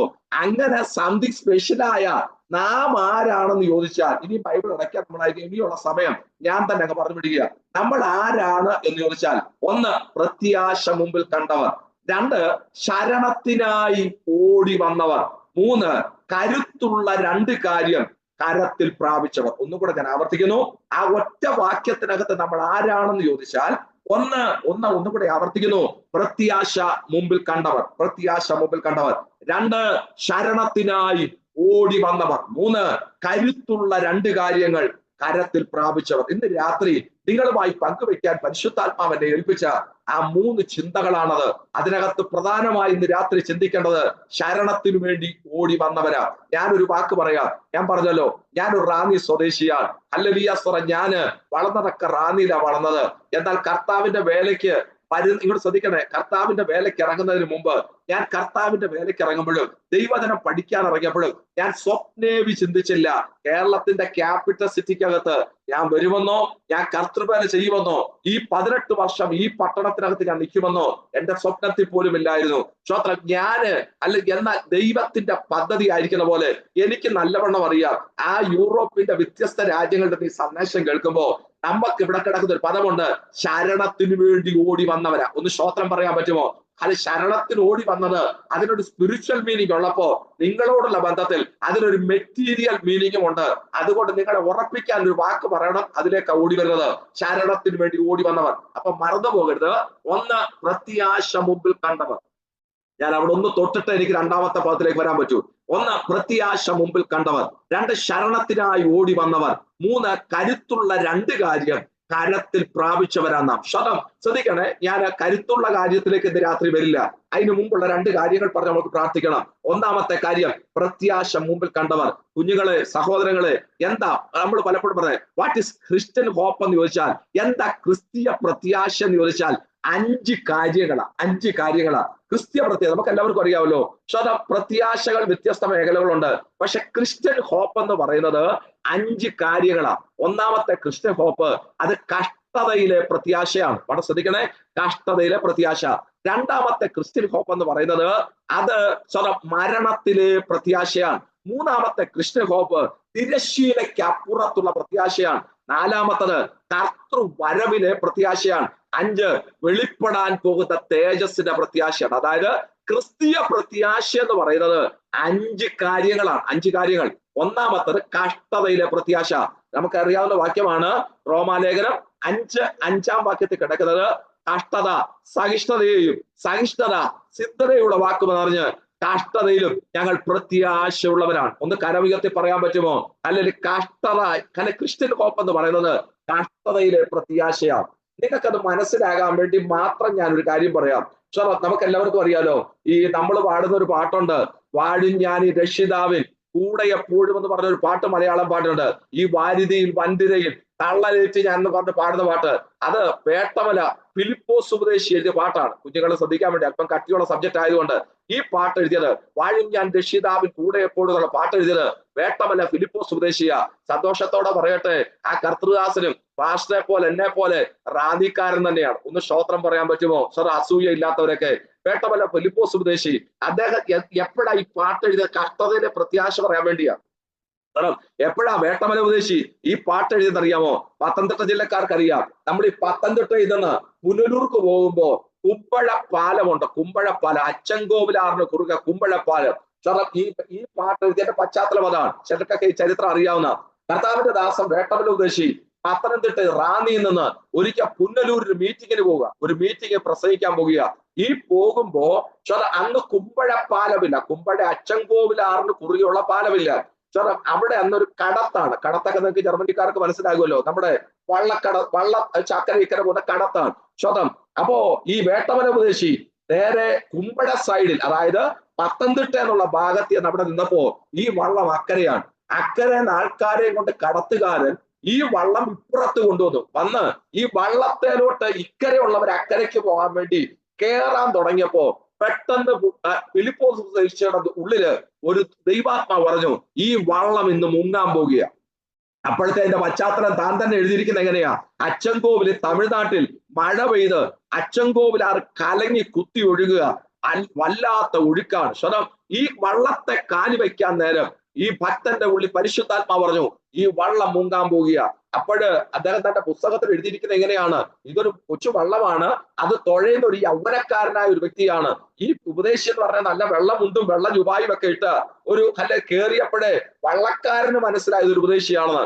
ഈ ഉപദേശി കയറി, കുറെ പേരും കൂടെ കയറി. ഉടനെ വേട്ടമല ഉപദേശി ചോദിച്ചു, ഈ യൗവനക്കാരനായ വള്ളക്കാരനോട്, കടത്തുകാരനോട് ചോദിച്ചു, കുഞ്ഞ നീ മാത്രമേ ഉള്ളൂ തുഴയാൻ? ഇത് കേട്ടത് ആ യൗവനക്കാരൻ ഇഷ്ടപ്പെട്ടില്ല കേട്ടോ. ആ യൗവനക്കാരൻ പറഞ്ഞു, ഉപദേശി മിണ്ടാതെ അവിടെ ഇരിക്കാൻ പറഞ്ഞു, വഴക്ക് പറഞ്ഞു. ഈ വള്ളം ഏകദേശം അച്ചൻകോവിലാറിന് നടുക്കി എന്ന് കഴിഞ്ഞപ്പോഴത്തേക്ക് ഈ തുഴക്കാരന്റെ കയ്യിലെ തുഴ അറിയാതെ തെറ്റി താഴെ പോയി. അവസാനം തുഴയില്ലാതെ വള്ളം ഈ കുത്തൊഴുകുന്ന വെള്ളത്തിനകത്ത് പോകുമ്പോ അക്കരയും ഇക്കരയും നിൽക്കുന്നവരും വള്ളത്തിലുള്ളവരും വല്ലാതെ കടം നിലവിളിക്കുക. ഫിലിപ്പോസ് ഉപദേശിയും വല്ലാതെ നിലവിളിച്ചു കേട്ടോ. കാരണം ഓൾറെഡി വള്ളത്തിലോട്ട് കാലി വെച്ചപ്പോഴേ പരിശുദ്ധാത്മാവ് പറഞ്ഞു വള്ളം മുങ്ങുമെന്ന്. അതും ഈ സംഭവം കൂടെ കണ്ടപ്പോ ഫിലിപ്പോസ് ഉപദേശി വല്ലാതെ മേടിച്ചു. അദ്ദേഹവും നിലവിളിച്ചപ്പോ ഫിലിപ്പോസ് ഉപദേശിയുടെ ഉള്ളിൽ പരിശുദ്ധാത്മാവ് ഒരു ചോദ്യം ചോദിച്ചു, എടാ ഫിലിപ്പോസെ, എന്തിനാ നീ നിലവിളിക്കുന്നതെന്ന് ചോദിച്ചു. ഉടനെ പറഞ്ഞു, മരിക്കാൻ പോകും. ഓൾറെഡി പരിശുദ്ധാത്മാവ് പറഞ്ഞു വള്ളം മുങ്ങുമെന്ന്. ഇത് അച്ചൻകോവിലാറാ, ഇത് വല്ലാത്ത ഒഴുക്കുണ്ട്, അത് ആകപ്പാടെ അച്ചൻകോവില് മഴ പെയ്ത് വെള്ളം വരികയാണ്. അത് മുങ്ങുമെന്ന് മനസ്സിലായി, മരിക്കുമെന്ന് മനസ്സിലായി. ഉടനെ പരിശുദ്ധാത്മാവ് ഫിലിപ്പോസ് ഉപദേശിയോട് ചോദിച്ചൊരു ചോദ്യം, മരിച്ചാൽ നിനക്ക് എന്തോ സംഭവിക്കും? അപ്പോഴാ ഫിലിപ്പോസ് ഉപദേശിക്ക് ഒരു കാര്യം മനസ്സിലായത്, ഞാൻ ഇവിടെ മരിച്ചാൽ എന്റെ ആ വീട്ടിൽ ചെല്ലും. ഒന്ന് സ്തോത്രം പറഞ്ഞതില്, ഞാൻ മരിച്ചാൽ എന്റെ ആ വീട്ടിൽ ചെല്ലും, മരിച്ചില്ലെങ്കിൽ എന്റെ റാന്നി വീട്ടിൽ ചെല്ലും. എന്തായാലും ഇന്ന് രാത്രി ഞാൻ ഏതെങ്കിലും ഒരു വീട്ടിൽ ചെല്ലും. ഒന്ന് സ്തോത്രം പറയാൻ പറ്റുമോ? കഷ്ടതയ്ക്കകത്ത് ആ ഭക്തന്മാരുടെ പ്രത്യാശയാണ്. ചുരുക്കി പറഞ്ഞ ആ വള്ളം മുമ്പോട്ട് പോകുമ്പോ ചരിത്രത്തിൽ ഇങ്ങനെയാ കിടക്കുന്നത്. ആ വള്ളം മുമ്പോട്ട് പോകുമ്പോ ചോദം ആ വള്ളത്തിന്റെ ഓളത്തിൽ എല്ലാരും നിലവിളിക്കുമ്പോ അവിടെ വെച്ച ഭക്തൻ എഴുതിയ പാട്ടാ ഈ വാരിതിയിൽ പന്തിരയിൽ തള്ളരറ്റ് അല്ലെ ഞാൻ എന്നാൽ മുങ്ങിടാതെ എന്റെ പ്രിയൻ എന്റെ ബോട്ടിലുണ്ട്. ഒന്ന് ശ്രോത്രം പറയാൻ പറ്റുമോ? ഹല്ലേലൂയ. ഒരു ക്രിസ്തു ഭക്തന് വാട്ട് ഇസ് ക്രിസ്ത്യൻ ഹോപ്പ് എന്ന് ചോദിച്ചാൽ, അല്ലെ ക്രിസ്തീയ പ്രത്യാശ എന്നാന്ന് ചോദിച്ചാൽ അത് കഷ്ടറയ്ക്കകത്തെ പ്രത്യാശയാ. അല്ലെ ദൈവവൈതലേ, അല്ലെ അച്ചൻകോവില് വെള്ളം പൊങ്ങിക്കോട്ടെ, അച്ചൻകോവിലാറി വെള്ളം പൊങ്ങിക്കോട്ടെ, അല്ലെങ്കിൽ തുഴ പൊക്കോട്ടെ, അത് താഴോട്ട് പൊയ്ക്കോട്ടെ, പക്ഷെ ഒരു ഭക്തൻ ഒരു ഉറപ്പുണ്ട്. ഇന്ന് രാത്രി സന്ദേശം ചോദിക്കുമ്പോ ദൈവാത്മാവ് ഇതെനിക്കറിയാം. ഒരു ചർച്ചിന്റെ മീറ്റിംഗ് ആണെങ്കിലും ഇതൊരു ഇവാഞ്ചലിക്കൽ മെസ്സേജ് പോലെ പോകുന്ന ദൈവാത്മാവിനോട് ഇടപെടുന്നു. ഇന്ന് രാത്രി മരിച്ചാൽ നമ്മുടെ നിത്യത എവിടെയാണെന്നുള്ള ഒരു ഉറപ്പും കൂടെ ഉപവാസത്തിൽ പ്രാപിക്കാൻ കരുത്തുള്ളവർ ഒന്ന് കരമുയർത്തി സ്തോത്രം പറയാൻ പറ്റുമോ? ഇന്ന് രാത്രി ഞാൻ ഒന്നുകൂടെ ആവർത്തിക്കുന്നു, ആ ഭക്തന്റെ വലിയ ഉറപ്പായിരുന്നു, അല്ലെങ്കിൽ ഞാൻ മരിച്ചാൽ എന്റെ നിത്യഭവനത്തിൽ ഞാൻ ചെല്ലും, ഞാൻ മരിച്ചില്ലെങ്കിൽ എന്റെ റാന്നിയിലെ വീട്ടിൽ ഞാൻ ചെല്ലും. ഒന്ന് പറയാൻ പറ്റുമോ? ഇന്ന് രാത്രി ആരെയൊക്കെ ചൂണ്ടി പരിശുദ്ധാത്മാവ് ഇടപെടുന്നു. നിന്റെ നിത്യത ദൈവത്തിലെ നീ ഉറപ്പാക്കിക്കോണം. ഞാൻ എന്റെ ഭാഗത്തിലേക്ക് മടങ്ങി വരികയാണ്. ഒന്ന് കഷ്ടതയിലെ പ്രത്യാശയാണ്. കഷ്ടതയിലെ പ്രത്യാശ അവിടെ കിടക്കുന്ന വാക്കുണ്ടല്ലേ, നമ്മൾ ആര് എന്ന് ചോദിച്ചാൽ പ്രത്യാശ മുമ്പിൽ കണ്ടവരാ. നമ്മുടെ മുമ്പിലുള്ള പ്രത്യാശ 5 കാര്യങ്ങളുടെ പ്രത്യാശയാ. ഒന്നാമത് കഷ്ടതയ്ക്കകത്തെ പ്രത്യാശയാണ്. അങ്ങനെങ്കിൽ ഇത് രാത്രി ധൈര്യത്തോടെ ഞാൻ ആത്മാവിൽ ഒരു അഭിഷക്ത നിലയ്ക്ക് വിളിച്ചു പറയാം, ആരെങ്കിലും ഇന്ന് കഷ്ടതയെ കൂടെ പോകുന്നെന്ന് തോന്നുന്നെങ്കിൽ നീ ധൈര്യത്തോടിരിക്കുക. നിന്നെ ഓർക്കുന്ന ഒരു ദൈവമുണ്ട് കേട്ടോ. ഞാൻ മുമ്പേ പറഞ്ഞൊരു കാര്യമുണ്ടല്ലോ, കൂടെ അധ്വാനിക്കുന്നവർക്കും കൂടെ പഠിക്കുന്നവർക്കും കൂടെ ജോലി ചെയ്യുന്നവർക്കും അവർക്കൊന്നും പറയാനില്ല. എന്നാൽ ഇന്ന് രാത്രി ദൈവത്തിലെ നിനക്ക് പറയാനുണ്ട്. നിനക്കൊരു യാഗമുണ്ട്, നിനക്കൊരു യാഗപീഠമുണ്ട്, നിനക്കൊരു മഹാപുരോഹിതനുണ്ട്, നിനക്ക് നിലനിൽക്കുന്ന ഒരു നഗരമുണ്ട്, നിനക്കൊരു വാഗ്ദത്തമുണ്ട്. വിളിച്ചറക്കിയ ദൈവം വിശ്വസ്തനാണെങ്കിൽ അവൻ എത്തുന്നിടം വരെ എത്തിക്കത്തക്കവണ്ണം അവൻ ശക്തനായ ദൈവം തന്നെയാണ്. കോട്ടന്റെ വിഷയത്തിലേക്ക് മടങ്ങി വരിക. കഷ്ടതയിലെ ഒന്നാമത്തെ ക്രിസ്ത്യൻ ഹോപ്പ് എന്ന് പറയുന്നത് കഷ്ടതയിലെ പ്രത്യാശ. ബാക്കിയൊക്കെ ഞാൻ കട്ട് ചെയ്യുക. ഞാൻ ഇനി ഒരു വാക്കൂടെ പറഞ്ഞേക്ക് മനസ്സിലാക്കാൻ. ബിബ്ലിക്കലി ബൈബിൾ ഹിസ്റ്ററിക്കകത്തോന്ന് നമുക്ക് എല്ലാവർക്കും അറിയാമല്ലോ പൗലോസിനെ കുറിച്ച്. അദ്രിയാക്കടലിൽ 14 ദിവസമായി ഹല്ലേലൂയ അലറുന്ന കടലിൽ ഉലയുന്ന പടകി യാത്ര ചെയ്യുക. 14 ദിവസമായി സൂര്യനോ ചന്ദ്രനോ കാണാൻ കഴിയാതെ മഴമേഘം മറച്ചിരിക്കുക. സൂപ്പർ സൈക്ലോൺ അടിക്കുക. സൂപ്പർ സൈക്ലോൺ എന്ന് പറഞ്ഞാൽ നമ്മുടെ മലയാളം ബൈബിളിനകത്ത് കിടക്കുന്നത് ഈശാനമൂലം എന്ന ആ വാക്ക് അത്ര കറക്റ്റ് ഒന്നും അല്ല. യഥാർത്ഥത്തിൽ ആ വാക്ക് എന്ന് പറഞ്ഞാൽ ലാവൻഡറാ. കറക്റ്റ് വാക്ക് ലാവൻഡറാ. ശ്രദ്ധിക്കണം, ആ വാക്ക് അങ്ങനെയാണ്. പക്ഷേ ലാവൻഡർ എന്ന് പറയുന്നത് മെഡിറ്ററേനിയൻ സീല് 1 വർഷം 8 കാറ്റടിക്കും. 8 കാറ്റ് എന്താ പറയാ, സീസണൽ വിൻഡ്. നമുക്ക് എല്ലാവർക്കും അറിയാം അമേരിക്കൻ ഐക്യനാടുകളിൽ ഇപ്പൊ ഹരിക്കെയിന്റെ ടൈമാണ്. നിങ്ങൾക്ക് യൂറോപ്പിലുള്ളവർക്ക് അറിയാം അമേരിക്കൻ ഐക്യനാട് ഇപ്പൊ സീസൺ എന്ന് പറഞ്ഞാൽ ഹരിക്കെയിൻ സീസണുകളാ. അതുകൊണ്ട് അടിക്കടി എല്ലായിടത്തും ഫ്ലോറിഡയൊക്കെ അടിച്ചുകൊണ്ടിരിക്കുന്നത് എന്ന് പറയുന്ന പോലെ ഈ പാലസ്തീൻ നാട്ടിന്റെ മെഡിറ്ററേനിയൻ സീക്കകത്ത് 1 വർഷം 8 കാറ്റടിക്കും. അതിനകത്ത് ഒരു കാറ്റിന്റെ പേരാണ് ലാവൻഡർ എന്ന പേര്. ലാവൻഡറിന്റെ പ്രത്യേകത അത് അല്ലെങ്കിൽ അടിച്ചു വന്നാൽ അപ്പോൾ അല്ല സ്നോ തുടങ്ങുക, അല്ലെങ്കിൽ തണുപ്പ് തുടങ്ങുക, അല്ലെങ്കിൽ വിന്റർ ആരംഭിക്കുക. വിന്റർ കൊണ്ടുവരുന്നത് ലാവൻഡർ. ഇവരൊക്കെ കണക്കൂട്ടലുകളെ തെറ്റിച്ചുകൊണ്ട് ലാവൻഡർ അടിച്ചു. മലയാള ഭാഷ പറഞ്ഞാൽ ഈശാനമൂലം അടിച്ചു. ഈശാനമൂലം വന്നു കഴിഞ്ഞപ്പോഴത്തേക്ക് മഴമേഘം മൊത്തം മൂടി. നമുക്കറിയാത്ത പശ്ചാത്തലമാണ്. 14 ദിവസമായി സൂര്യനെ കാണുന്നില്ല, ചന്ദ്രനെ കാണുന്നില്ല. ഈ അലറുന്ന കടലിനകത്ത് ഉലയുന്ന പടകി യാത്ര ചെയ്യുമ്പോ 276 പേരുണ്ട്. എന്നാ കഷ്ടതയിലെ പ്രത്യാശ പറയുക. 276 പേരുണ്ട്.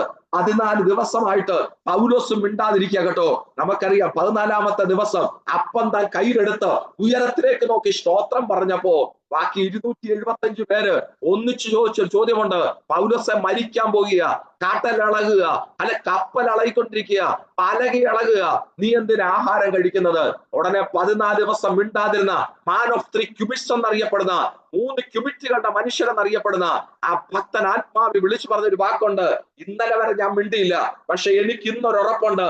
ഈ അലറുന്ന കടലിനകത്ത് ഉലയുന്ന പടകിനകത്ത് ഞാൻ സേവിക്കുന്നവനും എന്റെ ഉദയവനുമായ ദൈവം ഇന്നലെ രാത്രി തന്റെ ദൂതനെ വിട്ട് എന്നോട് പറഞ്ഞു, ഈ കാറ്റിനി അടിക്കട്ടെ, ഈ കടലിനി ഇളകട്ടെ, ഈ പലക ഇനി ഇളകട്ടെ, എന്നാലും ഞാൻ നിന്നെ കൈസറ മുമ്പിൽ നിർത്തും. ഒന്ന് കരമുയർത്തി സ്തോത്രം പറയാൻ പറ്റുമോ? കഷ്ടതയുണ്ടോ ദൈവത്തില്? കഷ്ടതയുണ്ട്, ചലഞ്ചുകളുണ്ടോ? ഉണ്ട്. വെല്ലുവിളികളുണ്ടോ? ഉണ്ട്. പക്ഷെ ഇന്ന് രാത്രി ഉപവാസത്തിന്റെ പ്രാരംഭ രാത്രി വിളിച്ചു പറ, ഈ കഷ്ടത എന്നെ തകർക്കില്ല, ഈ വെല്ലുവിളി എന്നെ തകർക്കില്ല, ഈ റിജക്ഷനുകൾ എന്നെ തകർക്കില്ല, ഈ ഐസൊലേഷനുകൾ എന്നെ തകർക്കില്ല. എന്നെ എത്തിക്കാൻ എന്റെ കർത്താവൻ വിശ്വസ്തനായ കർത്താവ് തന്നെയാണ്. അപ്പോ ഞാൻ ആ ഭാഗത്ത് അധികം നിൽക്കുന്നില്ല. ഒന്ന് ശ്രോതം അവിടെ കിടക്കുന്നത് ക്രിസ്ത്യൻ ഹോപ്പ്, നമ്മൾ പ്രത്യാശ മുമ്പിൽ കണ്ടവരാ. ഒന്ന് ധൈര്യത്തോടെ പറയാൻ പറ്റുമോ? ഇതിനകത്ത് എനിക്കറിയില്ല. ആത്മാവ് ഞാൻ ഒന്നുകൂടെ പറയുന്നു, പരിശുദ്ധാത്മാവിനെ വെളിപ്പാടായി കാണിക്കുന്നത് കൊണ്ട് നിരാശയോടിരിക്കുന്ന ചിലര്, ആകപ്പാടെ റിജക്ഷൻ അനുഭവിക്കുന്ന ചിലര്. ശ്രോതം ഞാനൊന്ന് ടോപ്പിക്ക് വിട്ടൊന്ന് മാറി ഒരു വാക്ക് പറയട്ടെ. യഥാർത്ഥത്തിൽ ശ്രോതം ദൈവദാസന്മാരൊക്കെ പറയുന്ന വിഷയം തന്നെയാണ് പറയുന്നത്. ഒരു വാക്ക് പറയാൻ ദൈവാത്മ നിർബന്ധിക്കുന്നു. നമുക്കറിയാം, ദൈവത്തെ സ്നേഹിക്കുന്നവർക്ക്, എന്റെ ടോപ്പിക്ക് ഒന്ന് മാറിപ്പോയി ആരെയോ ബലപ്പെടുത്താൻ, ദൈവത്തെ സ്നേഹിക്കുന്നവർക്ക്, നിർണയപ്രകാരം വിളിക്കപ്പെട്ടവർക്ക് സകലതും നന്മയ്ക്കായി കൂടി വ്യാപരിക്കുമെന്ന മലയാളത്തിൽ കിടക്കുന്നത്. പക്ഷെ അങ്ങനല്ല, കൂടി വ്യാപരിപ്പിക്കും എന്നാണ് കറക്റ്റ്. ഞാൻ അല്പം നിർത്തി പറയാം, ഇത് മനസ്സിലാകേണ്ടവർ ഇതിനകത്ത് വേദനയോടുണ്ട്. ദൈവത്തെ സ്നേഹിക്കാൻ തൊട്ട് മടങ്ങി വരാം നമ്മുടെ വിഷയത്തിൽ. ദൈവത്തെ സ്നേഹിക്കുന്നവർക്ക്, നിർണയപ്രകാരം വിളിക്കപ്പെട്ടവർക്ക് സകലതും നന്മയ്ക്കായി കൂടി വ്യാപരിക്കുമെന്ന് കിടക്കും. അതല്ല കറക്റ്റ്, കൂടി വ്യാപരിപ്പിക്കുമെന്നാണ്. ദൈവദാസന്മാരൊക്കെ പറയുന്ന കാര്യം നമുക്കറിയാം. ഒറ്റയ്ക്കൊറ്റയ്ക്ക് നമ്മുടെ കഷ്ടതകൾ, ഞാൻ കഷ്ടതയിലെ പ്രത്യാശ വിട്ടെങ്കിലും പരിശുദ്ധാത്മാവ് വിടുന്നില്ല കേട്ടോ. ഇന്ന് രാത്രി നിന്റെ കഷ്ടതയ്ക്ക് അറുതി കുറിക്കുവാൻ, ഇന്നൊരു അസാധാരണ സമാധാനം തരാൻ ഉപവാസത്തിന്റെ പ്രാരംഭ രാത്രി കർത്താവിന് പദ്ധതിയുണ്ട്. വളരെ ശ്രദ്ധിക്കണേ. നമ്മൾ ആ വാക്കിന്റെ അർത്ഥം അറിയാമോ? നമുക്കുണ്ടാകുന്ന കഷ്ടത ഒറ്റയ്ക്കൊറ്റയ്ക്ക് എടുത്താൽ അത് വല്ലാത്ത കഷ്ടതയാ. ഉദാഹരണം പറഞ്ഞാൽ യോസഫിനെ തന്നെ നിങ്ങളത് എടുത്തു നോക്കിയാട്ടെ. യോസഫ് ചേട്ടന്മാരെ കാണാൻ പോയ, എനിക്കറിയില്ല, ടോപ്പിക്ക് മാറി ദൈവാത്മാവിനെ പറഞ്ഞു. യഥാർത്ഥത്തിൽ അപ്പൻ യോസഫിനെ ശേഖേമിലാ വിട്ടത്. ശേഖേമിൽ. നിങ്ങൾ ശ്രദ്ധിക്കണേ. എനിക്കറിയില്ല, ഉപവാസത്തിന്റെ ഒന്നാമത്തെ ദിവസം ക്രമീകരണത്തിന്റെ ശബ്ദം കൂടെ കയറി വരുന്നു. അപ്പൻ എവിടാ വിട്ടെ? ശേഖേമിലാ വിട്ടെ. ആശ്വാസം പറയാൻ പറ്റുന്നത് അതിനു മുമ്പ് ക്രമീകരണം കൂടെ. ഈ ശേഖേമിന് ഒരു പ്രശ്നമുണ്ട്. ഇവന് 17 വയസ്സുണ്ട് യോസഫിന്. കുഞ്ഞുങ്ങളൊക്കെ ശ്രദ്ധിക്കണേ. ഉപവാസ പ്രാർത്ഥന ആയതുകൊണ്ട്, ഒന്നാമത്തെ ദിവസം ആയതുകൊണ്ട് ഒരു വാക്ക്. ഈ ശേഖേമിന് ഒരു പ്രത്യേകത എന്നാന്ന് ചോദിച്ചു കഴിഞ്ഞാൽ, അതിന്റെ ചില ദിവസം മുമ്പ് യോസഫിന്റെ ചേട്ടന്മാരായ ലേവി ശിമിയോനും കൂടെ പോയി ശേഖേമിലെ പുരുഷന്മാരെ മൊത്തം വെട്ടിക്കളഞ്ഞു. അവിടെ ശേഖേമിൽ സ്ത്രീകളും കുഞ്ഞുങ്ങളും മാത്രം, എന്താ പറയാ, പെൺകുട്ടികളും സ്ത്രീകളും മാത്രമേ ഉള്ളൂ. പുരുഷന്മാരാരുമില്ല. മനസ്സിലാകുന്ന ഒരു വീഡിയോ ഓൺ ചെയ്ത് കര ഉയർത്തിക്കാട്ടെ. കാരണം അതിന് ചില ദിവസം മുമ്പാണ് എന്തിയത്. അപ്പൊ ശേഖേമിലാണ് ചേട്ടന്മാര് പോയത്. ശേഖേമിൽ ചെന്ന ചേട്ടന്മാർ, ഒരു ക്രമീകരണത്തിന്റെ ശബ്ദം ആ പിണങ്ങല്ലേ, അല്ലെ, അത് പറയാൻ ദൈവാത്മാ നിർബന്ധിക്കുന്നു. ശേഖേമിൽ ചേട്ടന്മാര് ശേഖേമിൽ ദോതാനിൽ പോയി. നമുക്ക് ഒറ്റയ്ക്കൊറ്റ കഷ്ടത പറയുമ്പോ അതിന്റെ ഇടയ്ക്കൊരു വാക്ക്, ദോതാനിലേക്ക് അവര് പോയി. യോസഫ് എന്ന 17 വയസ്സുള്ള യൗവനക്കാര് ശേഖേമിൽ ചെന്നപ്പോ ശേഖേമിൽ ഒറ്റ പുരുഷന്മാരില്ല. ശേഖേമിലെ പുരുഷന്മാരെ മൊത്തം കൊന്നുകളഞ്ഞു. ഉള്ളത് സ്ത്രീകളും യൗവനക്കാരികളുമാണ്. യോസഫ് തന്റെ രഹസ്യത്തിലും വിശുദ്ധി സൂക്ഷിച്ചവനാ. ഒന്ന് കരമുയർത്തിക്കാട്ടെ. ആ ശേഖേമിൽ തന്റെ അപ്പനില്ല കേട്ടോ. എത്ര പേർക്ക് മനസ്സ്? യൗവനക്കാരാ കേട്ടോ. എനിക്കറിയില്ല എന്നാ വിഷയം കയറി വന്നതെന്ന്. ആത്മാവിൽ ഞാൻ ഒന്നുകൂടെ പറയാം. ശേഖേമിൽ വരുമ്പോ യോസഫ് മാത്രമേ ഉള്ളൂ. നോക്കാൻ അവന്റെ ചേട്ടന്മാരില്ല, അവന്റെ അപ്പനില്ല, അവന്റെ അമ്മയില്ല. ശേഖേമിൽ ഒറ്റ പുരുഷന്മാരില്ല. യോസഫിന് അവിടെ സ്വാതന്ത്ര്യമുണ്ടെങ്കിലും പക്ഷെ ആ ശേഖേമിനകത്ത് ആ യൗവനക്കാരൻ തന്നെ വിശുദ്ധി സൂക്ഷിച്ചെങ്കിൽ പരിശുദ്ധാത്മാവ് ഞാൻ ഒരു സഹോദരൻ നിലയ്ക്ക്, ഒരു ജ്യേഷ്ഠ സഹോദരൻ നിലയ്ക്ക് ആരോടൊക്കെ ദൈവാത്മാവ് ഇടപെടുന്നത് പറയാൻ എന്റെ വിഷയമല്ലെങ്കിലും പരിശുദ്ധാത്മാവ് കുഞ്ഞ്, അല്ല, നീ ആയിരിക്കുന്ന ചില ശേഖേമിനകത്ത് നോക്കാൻ ഒരു പക്ഷെങ്കിൽ അപ്പൻ കാണണമെന്നില്ല, നോക്കാൻ അമ്മ കാണണമെന്നില്ല, ഒരു പക്ഷെങ്കിൽ നിന്റെ ചേട്ടന്മാര് കാണണമെന്നില്ല. പക്ഷെ മറന്നു പോകരുത്, അഗ്നിജ്വാലയ്ക്കത്തുള്ള കണ്ണുള്ള ഒരുവൻ ഉയരത്തിലുണ്ട്. രഹസ്യത്തിൽ വിശുദ്ധി സൂക്ഷിക്കുന്നവനെ പരസ്യത്തിൽ ആദരിക്കുന്ന എന്റെ ദൈവമുണ്ടെന്ന് സ്തോത്രം പറയാൻ പറ്റുമോ? ഓട്ടെ, കയറി വന്ന വിഷയ നമ്മുടെ ഭാഗം ഇടയ്ക്കൊന്ന് വന്നു. ഒരു വാക്കൂടെ പറയുക. യഥാർത്ഥത്തിൽ യോസഫിനെ നോക്കിയേ, ചേട്ടന്മാരെ നോക്കാൻ പോയതാ. കഷ്ടതയായി. ചേട്ടന്മാര് പൊട്ടക്കിണറ്റിട്ടു. പൊട്ടക്കിണറ്റിന് കയറി കഴിഞ്ഞപ്പോ ഇസ്മായില് കച്ചവടക്കാർക്ക് പറ്റൂ, അടിമയായി. അത് നോക്കി, രണ്ടാമത്തെ കഷ്ടം. മൂന്നാമത്തെ കഷ്ടം, അടിമയായവനെ സ്വത്രം പോത്തിഫറിന്റെ വീട്ടിൽ ചെന്നു, കാര്യസ്ഥനായി രക്ഷപ്പെട്ടെന്ന് ചിന്തിച്ചു. അവിടെ കഷ്ടം. അവിടെ കാരാഗ്രഹത്തിൽ ചെന്നു, അവിടെ കാരാഗ്രഹത്തിന് ചുമതല വന്നു, രക്ഷപ്പെട്ടെന്ന് ചിന്തിച്ചു. അവിടെ കഷ്ടം. അവസാനം നോക്കിയ എല്ലാം ഒന്ന് ഒറ്റയ്ക്കൊറ്റെടുക്കുമ്പോ, യോസഫേ, നീ ശേഖേമിൽ പോയത് നിനക്ക് കഷ്ടമാ, നീ അടിമയിൽ ആയത് നിനക്ക് കഷ്ടമാ, പോത്തിഫറിന്റെ വീട്ടിൽ പോയത് കഷ്ടമാ, എല്ലാം കഷ്ടമാ. എന്നാൽ എല്ലാം ഒന്ന് ചേർത്തെടുത്ത് വെച്ച് ദൈവത്തെ സ്നേഹിക്കുന്നവർക്ക്, നിർണയപ്രകാരം വിളിക്കപ്പെട്ടവർക്ക് സകലതും അവൻ നന്മയ്ക്കായി കൂടി വ്യാപരിപ്പിക്കും. അങ്ങനെങ്കിലും ഒന്ന് കരമുയർത്തി പറ, ഇന്ന് ഞാൻ ആയിരിക്കുന്ന ഈ കഷ്ടം അത് ഒറ്റയ്ക്കെടുത്താൽ എനിക്ക് കഷ്ടമാ. ഇന്നലകളിൽ വന്ന വെല്ലുവിളികൾ അത് ഒറ്റയ്ക്കെടുത്താൽ കഷ്ടമാ. എന്നാൽ എനിക്ക് ഇതുകൊണ്ട് അസ്തമിക്കത്തില്ല കേട്ടോ. നാളെ ഒരു ദിവസമുണ്ട്, ഒരു സുദിനമുണ്ട്. ഒറ്റയ്ക്കെടുത്താൽ കഷ്ടമാകുന്നത് നാളെ ദൈവത്തെ സ്നേഹിക്കുന്നവർക്ക്, നിർണയപ്രകാരം വിളിക്കപ്പെട്ടവർക്ക് സകലതും അവൻ നന്മയ്ക്കായി കൂടി വ്യാപരിപ്പിക്കുന്ന ദൈവമാണ്. പ്രൈസലോ. ഞാന് സഹോദരങ്ങളെ ഒരു വാക്ക് ഇടയ്ക്കൊന്ന് പറഞ്ഞോട്ടെ. നമ്മുടെ സമയം ഇനി 10 മിനിറ്റേ ഉള്ളൂ. നമ്മൾ ഒരു പോയിന്റൊക്കെ എനിക്കൊന്ന് പറഞ്ഞു നിർത്തണം, പ്രധാന ദൂതന്റെ. എങ്കിലും ഒരു വാക്ക് ഞാൻ പറഞ്ഞോട്ടെ. നിങ്ങളാരും ചിന്തിക്കല്ലേ ഞങ്ങൾക്കൊക്കെ കഷ്ടമില്ലാത്തവരാണ്. അല്ല കേട്ടോ, ഞങ്ങളൊക്കെ ഒത്തിരി വെല്ലുവിളികൾ കണ്ടവർ. കൃപയാ, നമ്മുടെ ഭക്തന്മാരെ അപ്പന്മാരെ പോലൊന്നും കണ്ടില്ല ഞങ്ങള്. എന്നാലും കുറച്ചൊക്കെ ഈ കൊച്ചു പ്രായത്തിൽ കർത്തൃവേല ഞങ്ങളൊക്കെ കണ്ടവരാ. ആ കഷ്ടതയ്ക്കകത്തൂടെ പോകുമ്പോ ശ്രോത്രം പലപ്പോഴും വല്ലാതെ വാ വിട്ട് കരഞ്ഞിട്ടുണ്ട്, ഒറ്റ കാലറി കരഞ്ഞിട്ടുണ്ട്. പക്ഷെ പിന്നത്തേത് തിരിഞ്ഞിരിക്കുമ്പോണ്ടല്ലോ, ഇന്ന് രാത്രി ഒരു എളിയ ദൈവദാസൻ നിലയ്ക്ക് എനിക്ക് പറയാൻ പറ്റും, നിങ്ങൾക്കൊന്ന് ധൈര്യപ്പെടുത്താൻ പറ്റും. ദൈവത്തെ സ്നേഹിക്കുന്നവർക്ക്, നിർണയപ്രകാരം വിളിക്കപ്പെട്ടവർക്ക് സകലതും അവൻ നന്മയ്ക്കായി കൂടി വ്യാപരിപ്പിക്കും. അങ്ങനാണെങ്കിൽ ദൈവത്തില് നീ ആ ദേശത്ത് വന്ന് അത് നന്മയ്ക്കാക്കുന്ന ഇതെന്തോ ഇത് പറയുമ്പോ പരിശുദ്ധാത്മാവിനോട് പറയാൻ നിർബന്ധിക്കുന്നു കേട്ടോ. അല്ല, നീ പോകാൻ ആഗ്രഹിച്ച ദേശത്തല്ല ഇത് വന്നിരിക്കുന്നത്. ആരോടോ? വ്യക്തിപരമായ ദൈവാത്മാവ് ഇടപെടുന്നു. നീ പോകാൻ ആഗ്രഹിച്ച സ്ഥലത്തല്ല, നീ പോകാൻ ആഗ്രഹിച്ച വേറൊരു മേഖലയാ. എനിക്കറിയില്ല, പരിശുദ്ധാത്മാവ് പിന്നെ ആവർത്തിക്കുന്നു, വചനത്തിൽ തന്നെ ആവർത്തിക്കുന്നു. പൗലോസ്, നീ പോകാൻ ആഗ്രഹിച്ചത് കപ്പൽ തിരിച്ചത് റോമിലേക്കാ, പക്ഷെ എത്തപ്പെട്ടത് മാൾട്ടാ ദ്വീപിനകത്താ.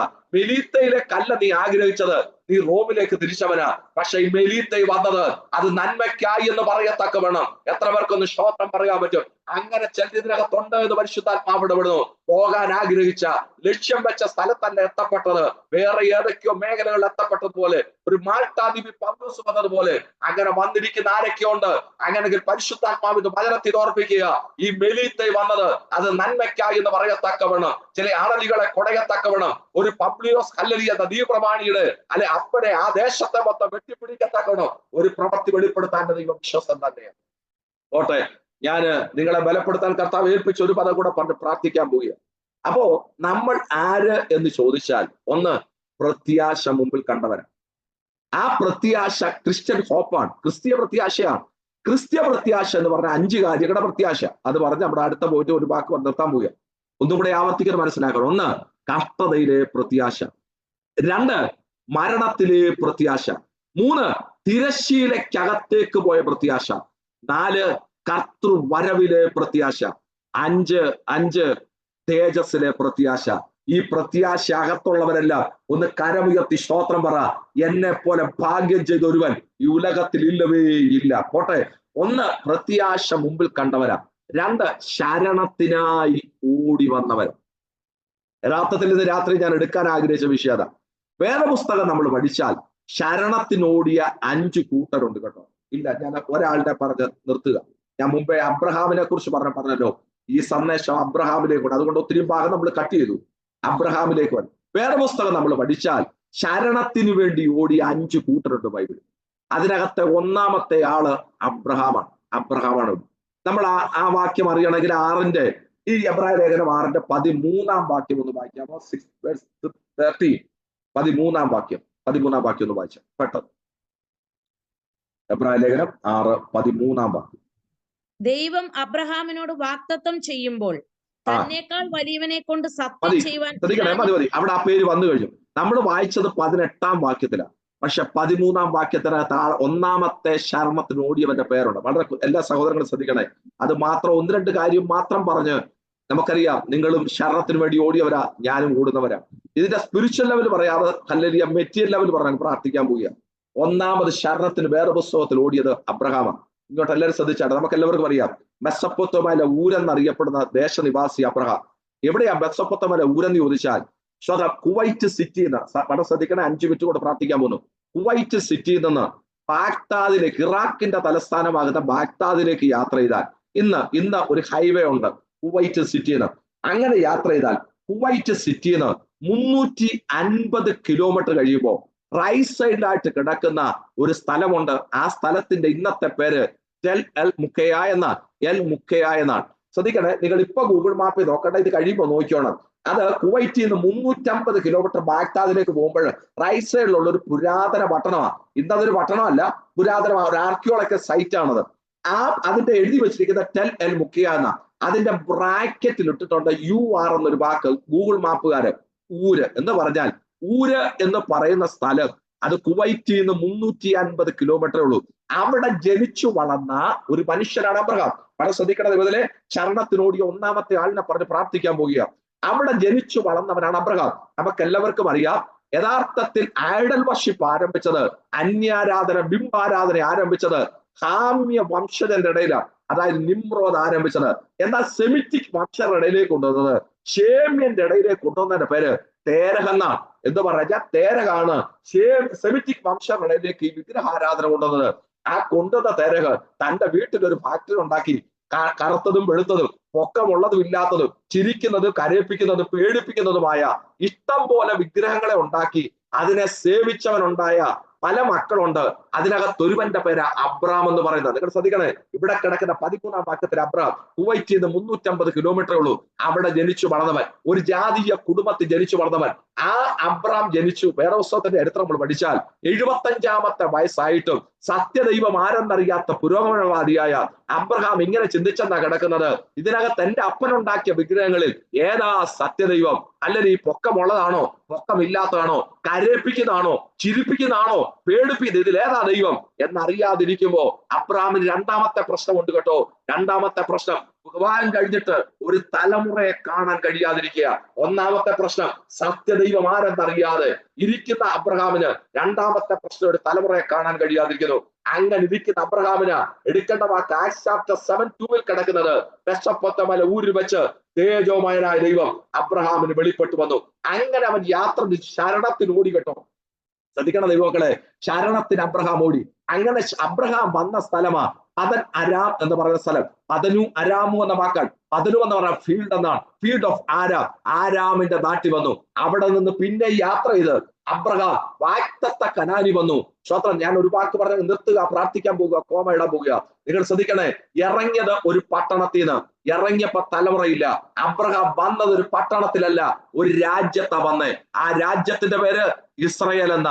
അബ്രഹാമിന്റെ തലമുറയുടെ വാഗ്ദത്തം കേട്ടവന് ദൈവം കൊടുത്ത തലമുറയുടെ ഇന്നത്തെ പേരും ഇസ്രയേൽ എന്ന. ഒന്ന് കരമുയർത്തി ഒന്ന് സ്തോത്രം പറയാൻ പറ്റുമോ?